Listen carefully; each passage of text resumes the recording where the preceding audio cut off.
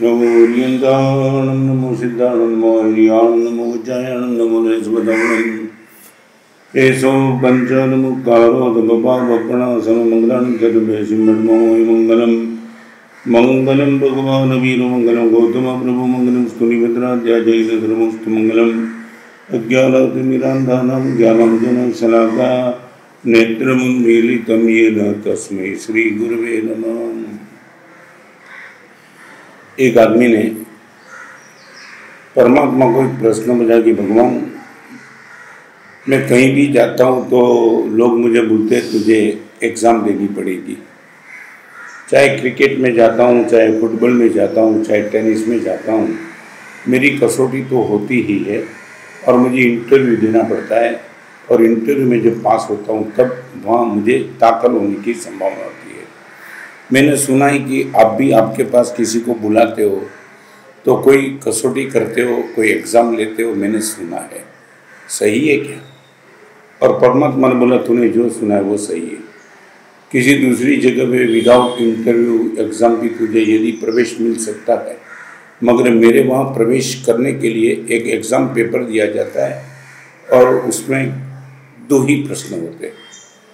भगवान क्या 2 प्रश्न?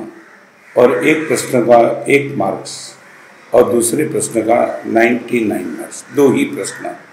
तूने क्या किया, बिजनेस किया कि नहीं, तू क्रिकेटर बना कि नहीं, तू कुछ भी बना, धर्म तूने किया कि पाप तूने किया, वो सब नंबर 2 पे है। मगर मेरे वहाँ आने के लिए 2 ही क्वेश्चन, 1 मार्क का और दूसरा 99 मार्क्स का। और लड़के ने हैरान था। लड़के ने भगवान को पूछा, भगवान वो आप बता पाएंगे? आने के पहले कहीं हमारे संसार के क्षेत्र में भी कभी एग्ज़ाम सेंटर में जाने के पहले पेपर कभी मिल जाता है। आपके वहाँ आने के पहले यदि पेपर मिल जाए, मैं पूरी तैयारी करके आ जाऊँ और दावा के साथ मैं बता सकूँ कि 100 में से 100 मार्क्स नहीं भी आएंगे, मगर 99 तो 100% लेके आऊँगा। आप पेपर भेज सकते हैं? भगवान ने बोला मैं पेपर भेज सकता हूँ, 2 ही क्वेश्चन है, मुझे छुपाना कुछ नहीं है। तो सुन ले तू क्वेश्चन। पहले नंबर का क्वेश्चन है जिसका मैंने 1 ही मार्क रखा है। तू अकेला खुश है, 1 मार्क्स, और तेरे हिसाब से बाकी सब लोग खुश है, उनके 99 मार्क्स। माने पूरी जिंदगी भर तो तूने तेरे ही सुख की सोची, पैसा मुझे मिल जाए, स्वास्थ्य मेरा अच्छा हो, सुविधा मुझे मिल जाए, सब कुछ तूने तेरे लिए ही सोचा और मे भी पॉसिबल तू सक्सेस भी गया हो, मगर there will be only 1 marks. मगर तूने ये प्रयास किया होगा कि मेरे ओर से सब कोई सुखी हो जाए, मेरी संपत्ति किसी की आंखों के आंसू पोंछने में काम लगे, मेरी बुद्धि किसी को ढाढ़स बंधाने में काम लगे, मेरा शरीर कहीं किसी को बचाने में काम लगे। ये तेरी शक्ति, तेरी संपत्ति, तेरा शरीर का सामर्थ्य दूसरे लोगों को खुश करने के लिए, बचाने के लिए यदि तूने किया है, उनका 99 मार्क्स तुझे मैं दे सकता हूँ। जितने भी संत हुए, जो भी सज्जन हुए, उन लोगों का है। दुर्जन क्या है? खुद अपने ही सुख की सोचता है, वो दुर्जन है, और दूसरे की सुख के लिए सोचता है, वही सज्जन है, वही संत है, और आगे जा कर के वही तो परमात्मा बन सकते हैं। मेरी तुझे खुली चैलेंज है, 1 मार्क्स ला करके जीवन समाप्त कर देना या 99 मार्क्स लेकर के मेरे पास आना, वो अभी तुझे सोचना है। और लड़के ने सोच लिया, अभी तो जम के जिंदगी की बाजी दाव पे लगा दूंगा, जो भी मेरे पास है उनका जितना भी हो सके दूसरे को सुख देने के प्रयास में मैं लग जाऊंगा। आज जो 40 दिन से लॉकडाउन चल रहा है, मे भी पॉसिबल आप घर में ही बैठे हो, मगर कई लोग ऐसे हैं जो घर से बाहर निकल गए हैं, कानून का भंग करके नहीं, मगर जो मरीज है उनको बचाने के लिए डॉक्टर, नर्स, जो कोई भी है, खुद के जान को खतरे में डाल करके कई लोगों को जान को बचाने के प्रयास में जो लगे, मैं कहूँगा उन लोगों का 99 मार्क्स का प्रयास है।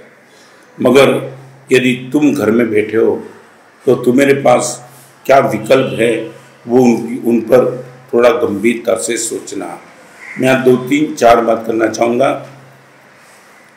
एक बैट्समैन जब मैच के लिए स्टेडियम से निकल के क्रीज पे जाता है ना, सबसे पहले वो करता है वॉच, माने सब देख लेता है, बॉलर कहाँ है, फील्डर कहाँ है, किस जगह पे कौन सा फील्डर रुका है, मुझे कैसे गेंद को मैं लगाऊं फटका तो रन मिले, कैच आउट ना जाऊं, सब एक बार ऑब्जर्वेशन कर लेता है, जिनको वॉच कहते हैं। अभी तुम घर में बैठ कर के महाभारत की सीरियल भी देखते हो ना, तो आपको मालूम होगा महाभारत के युद्ध शुरुआत होने के पहले अर्जुन भी बीच में आकर के वॉच करने लगा है कि किसके सामने मुझे लड़ना है, कहाँ लड़ना है। तो आज कोरोना के इस माहौल के बीच में, लॉकडाउन के बीच में, एक बार शांत चित्त से खुद को ऑब्जर्वेशन करो, वॉच करो, ये दिन क्यों आए और आने वाले दिनों में ऐसा दिन कैसे न आए। दो चीज, ये दिन क्यों आए, क्या गलती थी, किसकी गलती थी, ये किसने ये तबाह मचा दी, तो लगेगा कि दूर दूर दूर तक हमारा भी उसमें कहीं रोल है। प्रकृति के साथ हमने रैप किया है, एक लड़की के सामने रैप करने वाले को गवर्नमेंट सजा देती है। हमारी ये जीवन व्यवस्था ने पूरी प्रकृति के साथ रैप करने का पाप किया है, और वही रैप ने आज जवाब दे दिया है कि तुमने इतना हैरान सब्र होकर के मुझे किया। एक बात बताऊं, माँ का दूध पियो तब तक तो माँ विरोध नहीं करती है, मगर जब माँ का खून पीने का प्रयास करते हैं, माँ रुकती नहीं है। धरती माता दूध देने के लिए तैयार थी, हमने वो सब कुछ ले लिया, मगर दूध दे देते हम आगे इतने निकल गए कि खून पीने का प्रयास हमारा शुरू हो गया। तब ये धरती ने, ये प्रकृति ने एक करवट बदल के पूरी दुनिया को मैसेज दिया है, रुक जाओ और अभी आगे मत बढ़ो। तो मैं ये कहना चाहता हूँ, नंबर 1, हम वॉच करेंगे गलती कहाँ थी मेरी। एक क्रिकेटर भी जब आउट हो जाता है, आउट होने के बाद अपनी ही वीडियो देख करके वो वॉच करता है कि किस गलती से लेकर के मैं आउट हो गया, तो दोबारा वो गलती मेरे से न हो, वो पक्का कर देता है।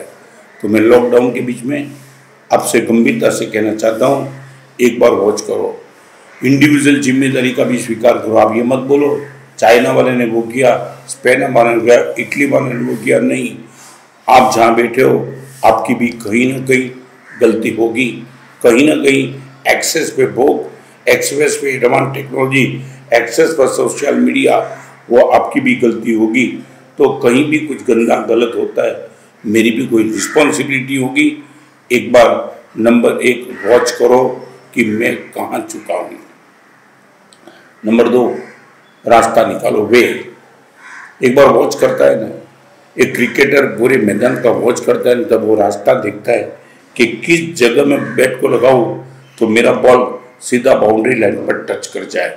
माने 10 फील्डर खड़े हैं, एक भी रन वो न ले पाए, उसकी व्यवस्था उन लोगों ने बनाई है, मगर उनके बीच में भी कई बैट्समैन ऐसे हैं, सेंचुरी, डबल सेंचुरी या ट्रिपल सेंचुरी लगाकर भी वो 10 फील्डर को हैरान करके दिखा देते। तो मैं ये कहूँगा, नॉट ओनली वॉच बट वे। युद्ध के मैदान में अर्जुन ने भी वही किया था। तो हम आज लॉकडाउन के बीच में आने वाले दिनों में दोनों समाचार आते। एक समाचार ऐसे लॉकडाउन बढ़ेगा, एक समाचार ऐसे है कि अच्छी रिकवरी हो रही है लॉकडाउन के हिसाब से, और उनके हिसाब से ठीक ठीक हुआ तो आने वाले दिन में लॉकडाउन में रिलीफ भी हो सकती है। मैं आपको बताना चाहूँगा,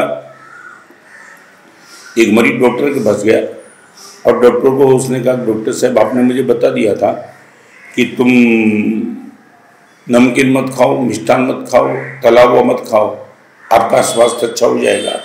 डॉक्टर साहब 40 दिन से मैंने ये सब कुछ खाना बंद कर दिया है, न नमकीन खाता हूँ, न मिठाई खाता हूँ, न तला हुआ खाता हूँ, और अब सब ठीक हो गया, सब ठीक हो गया।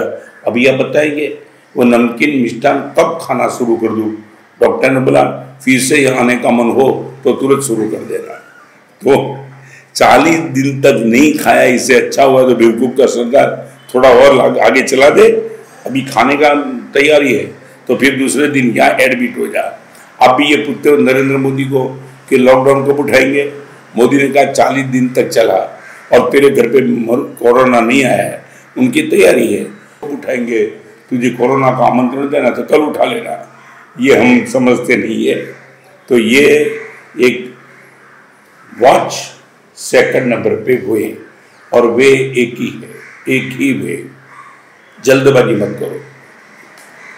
गवर्नमेंट की ओर से लॉकडाउन उठा भी दे, हम खुद अपने जीवन में एक व्यवस्था बना दे लॉकडाउन की। भले गवर्नमेंट ने बोला कल से ही आप बाहर निकल सकते हो, मगर सज्जन आदमी, विजन वाला आदमी सोचेगा और 3 दिन मैंने बढ़ा दिया तो दुनिया उलट सुलट कुछ होने वाली नहीं है। आज तक हम मानते थे, हम ये मानते थे कि मेरे बिना कोई नहीं चलेगा, अब पता चला हमारे बिना सब कुछ बराबर चल रहा है। सूर्योदय हो रहा है, चंद्र भी आ रहा है, नदी में पानी भी है, सागर में बाढ़ भी है, पंखी पेड़ पे मजा कर रहे हैं, हम अकेले दुखी हैं। माना आज तक हम ये मानते थे कि मेरे बिना कुछ नहीं होगा, सब कुछ अपने बिना बहुत मजे से चलता है। नंबर 1 वॉच, नंबर 2 वे, और नंबर 3 वर्थ। वर्थ माने जो निकम्मा है। अब इनको कैंसिल कर दो। आपके घर के बाहर डस्टबिन है, आप डस्टबिन में क्या डालते हो? हीरा माने मोती तो नहीं डालते हो, मगर आपके घर में जो काम की चीज नहीं है उसको आप डस्टबिन में डाल देते हो। मैं आपको बताना चाहता हूँ, मोबाइल में भी कई चीज आप डिलीट कर देते हो। कभी किसी टाइम आपने सेव की होगी, मगर चेक करते हो निकम्मी है, निकम्मी है, निकम्मी है, उनको डिलीट कर देते हो। तो मैं इतना ही कहूँगा, लॉकडाउन के माहौल के बीच में बहुत बड़ा लेसन प्रकृति ने आपको सिखा दिया है। नंबर 1 वॉच करो, नंबर 2 वे निकालो, और नंबर 3 वर्थ को निकालो। एक समय था लोग पत्र लिखते थे, पोस्टमैन को देखे 4 पेज का पत्र लिखते थे, मगर कभी कभी ऐसी स्थिति आती थी कि पत्र को पहुंचने में 5-7 दिन लग जाते थे, और आप चाहते थे ये मैसेज 1 ही घंटे में मिलना चाहिए, तो आप पत्र लिखने की वजह टेलीग्राम करते थे।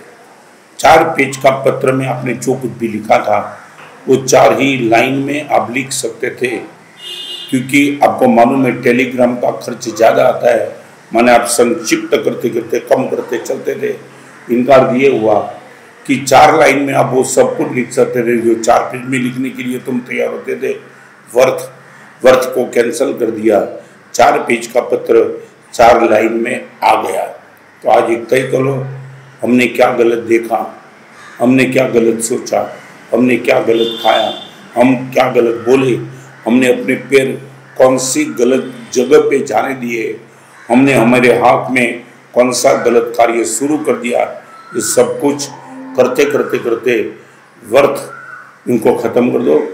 सौराष्ट्र में होते तो आपको पता होता, कोई भी किसान जब फसल पैदा करता है ना, तब सबसे पहले निंदामन करता है। निंदामन शब्द है, निंदामन का अर्थ वो होता है जो बेकार है उनको सबसे पहले दूर कर दो, फिर बोने का प्रयास करो। तो मैं ये कहूँगा कि 3rd नंबर में वर्थ माने, हमारे वहाँ जैन दर्शन में एक अच्छी बात लिखी है कि व्यर्थ से मुक्त होंगे तो सार्थक की ओर जाने का एक प्रयास शुरू होगा। व्यर्थ में हम इतने उलझे हैं कि सार्थक के लिए न मेरे पास समय है, न मेरे पास शक्ति है, न मेरे पास संपत्ति है। समय 2 घंटा मोबाइल में निकाल दिया और भगवान का दर्शन 2 मिनट में खत्म कर दिया। समय वर्थ जमा दिया तो सही जगह पे समय देने का हमारे पास समय ही नहीं बचा। कहीं अपने महोत्सव के लिए 5 स्टार होटल में जाकर के 10,000 रुपये का खर्च किया और किसी गरीब को 100 रुपया देने की बात आई, तब हमने बता दिया खर्च बहुत हो गया, अभी मेरे पास व्यवस्था नहीं है।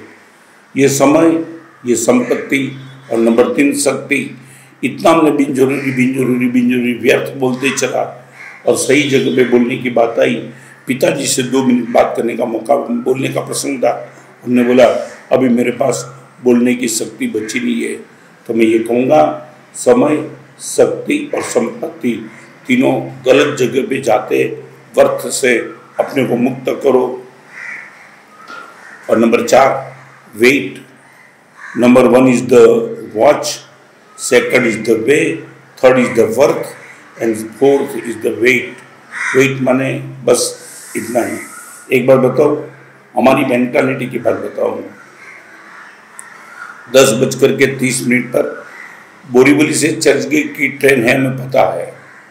आप गोरेगांव स्टेशन पे खड़े हो, अभी 10:20 पे ट्रेन आती है, वो भी आपको पता है। आप 10:15 पहुंच गए और बार बार झुक करके मलाड की ओर देखते रहते हो स्टेशन पे, ये गाड़ी आई, ये गाड़ी आई, ये गाड़ी आई। अरे भाई, तेरे झुकने से गाड़ी आने वाली नहीं है, गाड़ी अपने टाइम पे ही आती है। मगर लोगों की मेंटालिटी होती है झुकते झुकते देखते चलते, गाड़ी कब आएगी, गाड़ी के टाइम पे ही आएगी। You have to wait. जल्दबाजी मत करो, आपस में चर्चा मत करो, कब कोरोना जाएगा, कब कोरोना जाएगा, कब कोरोना जाएगा। कोरोना जब जाएगा ही तब जाएगा, तुम बीच में टांग मत अड़ाओ। ये तुम्हारी टांग अड़ाने से कोरोना को रुकने का मन हो जाएगा कि ठीक है, या मेहमान की और मेरी चर्चा हो रही है, मैं और थोड़ा रुक जाओ। तो एक काम करो, वेट, जितना भी समय आप जाने दे सकते हो मस्ती से जाने दो, कोई दिक्कत नहीं आपको। तो number 1 watch, second is the way, third is the work and 4 is the wait. ये 4 चीज यदि मेरे पास आ गई, मैं दावा के साथ कहना चाहूँगा, मैं ये नहीं कहता हूँ लॉकडाउन अच्छा है। लॉकडाउन इसलिए अच्छा है कि आज की रिक्वायरमेंट है, कंपलसरी है। मगर एक बार बताना चाहूँगा, ये कोरोना चले जाने के बाद, लॉकडाउन उठने के बाद, आप खुद डिसिप्लिन में, अनुशासन में आकर के अपनी परिवार में सबको बोल देना, आज से 1 महीने में 4 दिन का लॉकडाउन हम खुद कंपलसरी अपनी ओर से करेंगे। जहाँ पत्नी के साथ बैठने का नहीं बनाए, माँ बाप के साथ बैठने का नहीं बनाए, बेटे के साथ बैठने का नहीं बनाए। मैं आपको एक बताना चाहता हूँ, थोड़ी दिन के पहले एक लड़के का, जब कोरोना नहीं आया तब की बात मैं करना चाहता हूँ, उनका मेजर ऑपरेशन था, बाप का एकलौता बेटा था और बाप को जॉब के पीछे पागलपन था, मेजर ऑपरेशन। और बेटे ने बाप को पूछा, पिताजी मुझे मालूम है आपका जॉब बहुत बड़ा है, मगर ये मेरा मेजर ऑपरेशन है, आपका एकलौता बेटा हूँ, कम से कम ऑपरेशन के दिन तो आप हाजिर रहेंगे। और बाप ने डेट देख ली, बेटा निश्चित हाजिर होगा, कोई चिंता मत करना। और जिस दिन 9 घंटे का बेटे का मेजर ऑपरेशन था, ऑपरेशन थिएटर में ले जाने के लिए तैयार हो गए डॉक्टर, और तब बाप का ऑफिस से फ़ोन आया, बहुत बड़ा अर्जेंट काम होने के हिसाब से बेटा मैं नहीं आ पाता हूँ, तेरे पिताजी को तो माफ़ करना। बेटा करे तो आखिर क्या करे, ऑपरेशन की डेट आ चुकी थी, डॉक्टर तैयार थे, समय तैयार था और स्टेशन में गया। 9 घंटे के बाद ऑपरेशन खत्म हो गया, बेटे को आईसीयू में दाखिल कर दिया और 2 दिन के बाद बाप इनको मिलने के लिए आया। तब बेटे ने दूसरा कुछ नहीं पूछा, बेटे ने सिर्फ पिताजी की आंख में आंख डाल करके सिर्फ इतना ही पूछा, father please give me answer, you love me और यू लव योर जॉब। आप मुझे प्रेम करते हो कि आपकी जॉब को ज़्यादा प्यार करते हो। बेटे के प्रश्न ने बाप को हिला दिया। पिताजी ने बोला, बेटा मुझे 24 घंटे का समय दे दे। और 24 घंटे के बाद बाप ने आकर के बोला, बेटा जॉब में से मैंने इस्तीफा दे दिया है, चाहे 2 रुपया कम होगा तो चलेगा, मगर तेरी आंखों के आंसू में देख नहीं पाया। आज से मैं तय करता हूँ, जॉब को मैं निश्चित प्यार करता हूँ, मगर जॉब से ज़्यादा प्यार मैं तेरे पे करता हूँ। तो मैं ये कहूँगा, लॉकडाउन ख़त्म होने के बाद भी आप आपके परिवार को बोल देना, हम सबको 1 महीने में 4 दिन लॉकडाउन के माहौल में जैसे रहे थे ऐसे रहना है। हम सब एक दूसरे से बात करेंगे, no hotel, no mall, no club, nothing else, हम आपस में चर्चा करेंगे। तो मैं निश्चित कहूँगा, लॉकडाउन आपको एक सबक सिखाने के लिए आया था, आपने बहुत कुछ सीख लिया। फिर से मैं रिपीट करना चाहता हूँ, भगवान के 2 प्रश्न, अकेला तू ही खुश होगा, 1 मार्क्स, तेरे ही ओर से सब कुछ सुखी होंगे, 99 मार्क्स। आज मैं इतना कहना चाहता हूँ, हम एग्ज़ाम में ऐसा पेपर लिखे, भगवान को 100 मार्क्स देने के लिए मजबूर कर दे, ऐसी ताकत को लेकर के हम आगे चले। यही मेरी ओर से आप सबको शुभकामना। सर्वमंगल मंगलम सर्वकल्याणकारणम प्रधानम सर्वधर्मणम। जय हिंद, जय किसान।